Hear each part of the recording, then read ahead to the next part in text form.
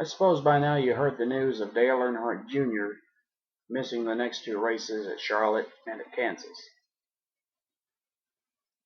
Let's take a close look at that for a second.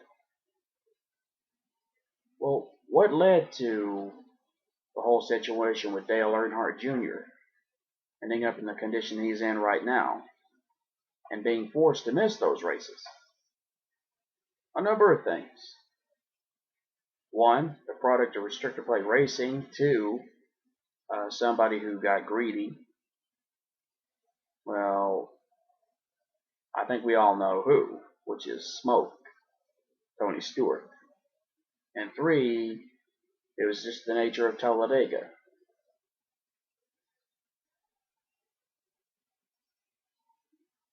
Everyone has to understand, sometimes it's not always a racing accident.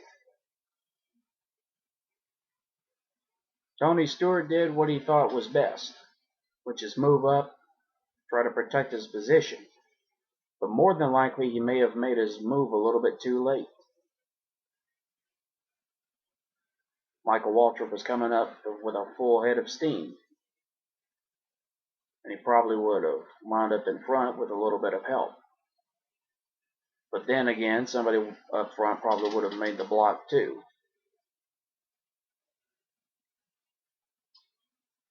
Well, it's partly Stewart's fault, yes. But do you think Michael Waltrip would have ended up in the same accident? Especially since anytime you're running at a speeds close to 200 miles per hour, or maybe around 195, do you think people would have been able to avoid the accident on the last lap? Well, nobody knows. Talladega was simply this. It was a flip of the coin, a roll of the dice, a huge gamble. Now, nobody knows if anybody would have been able to survive Talladega. There were cases where even the best drivers got caught up in bad wrecks. Dale Earnhardt Jr. was no exception. If you go back to the year 2006, we had another greedy driver back then too. And of course, you all know him as Ryan Vickers. He pulled a bonehead move, figured on going with his teammate Jimmy Johnson, turned him right into Dale Earnhardt Jr. and took them both out.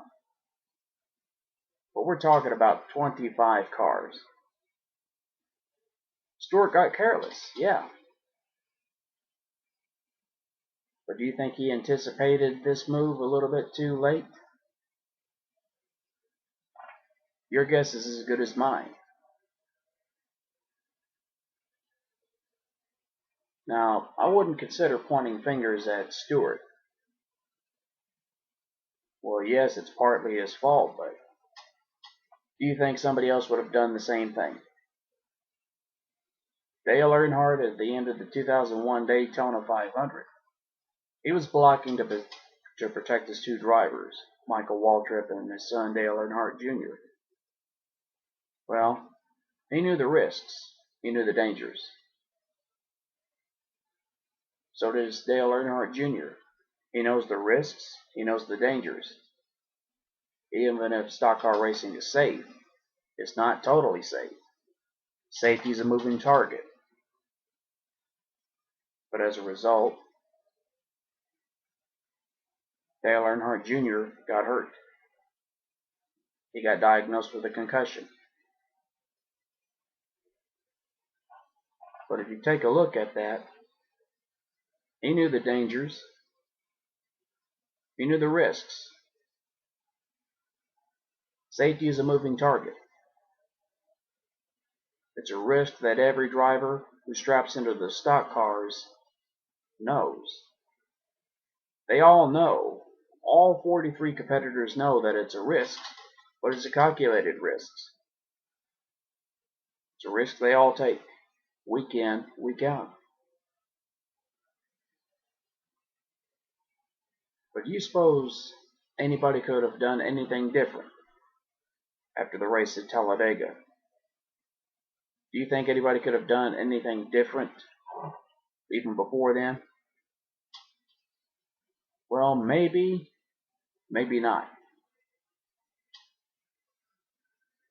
What's important is that everyone understands that stock car racing, although safe, is not always safe. There is some degree of danger that still exists. And a lot of times that degree of danger will catch up with a driver whether they like it or not. Now the thing to do right now, send Dale Earnhardt Jr. your best wishes, hope for a speedy recovery, and hopefully he'll have a better chance at winning a championship sometime next year. Dale Earnhardt Jr. had a good run for the majority of the year. They had good finishes, some consistency, but it's always that unexplainable streak of bad luck that have been following him. Sure, he's won 4 years after his last win. Sure, he's made it into the chase. But what do you think he could have done different? There's not much he could have done different. There was just no possible way he could have avoided the wreck. Well, Stewart, I think he may have to change his attitude before he does anything else. But Dale Earnhardt Jr., I'm pretty sure he'll continue racing.